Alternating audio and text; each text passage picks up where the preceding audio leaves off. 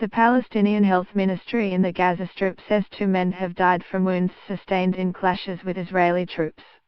The deaths, that occurred along the Israeli border, raised the number of Palestinians killed in violence in Gaza and the West Bank to 12 since U.S. President Donald Trump's recognition of Jerusalem as Israel's capital earlier this month.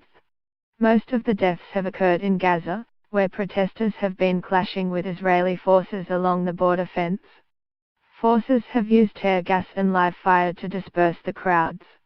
The 2 men who were reportedly killed over the weekend have been identified as Muhammad Dadu, 20, and Sharif Shalash, 28. Also among the dead are 2 Hamas militants killed in an Israeli airstrike that was carried out in response to rocket fire from Gaza. In Bethlehem, it was a subdued Christmas Eve, with spirits dampened by the violence. Crowds were thinner than previous years, with visitors deterred by clashes between the Palestinian protesters and Israeli forces. Although there was no violence on Sunday, Palestinian officials scaled back the celebrations in protest.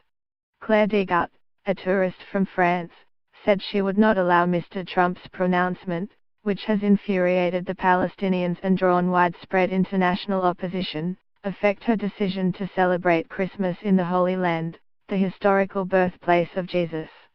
The decision of one man cannot affect all the Holy Land, she said. Jerusalem belongs to everybody, you know, and it will be always like that, whatever Trump says.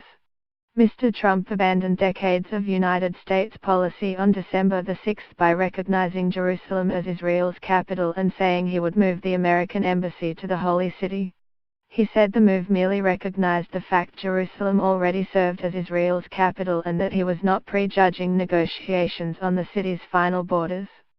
But Palestinians, who seek Israeli-annexed East Jerusalem as their capital, saw the declaration as unfairly siding with Israel. Last week, the United Nations General Assembly voted overwhelmingly to reject Mr. Trump's decision. The announcement triggered weeks of unrest in the West Bank and Gaza Strip, including near-daily clashes in Bethlehem, which lies just south of Jerusalem. By mid-afternoon Sunday, local time, hundreds of people had gathered in Manger Square near Bethlehem's main Christmas for celebrations, greeted by bagpipe-playing young Palestinian marching bands and scout troops. Accompanying the decorations was a large banner protesting Mr. Trump's Jerusalem declaration. Bethlehem's mayor, Anton Salman, said celebrations were toned down because of anger over the decision. Next to the square was a poster that read Manger Square Appeal and #Hats Off Jerusalem. We want to show the people that we are people who deserve life, deserve our freedom, deserve our independence, deserve Jerusalem as our capital, Mr. Salman said. The Most Reverend Monsignor Pure Battista Pizzaballa, the Apostolic Administrator of Jerusalem and the top Roman Catholic cleric in the Holy Land, crossed through an Israeli military checkpoint to enter Bethlehem from Jerusalem.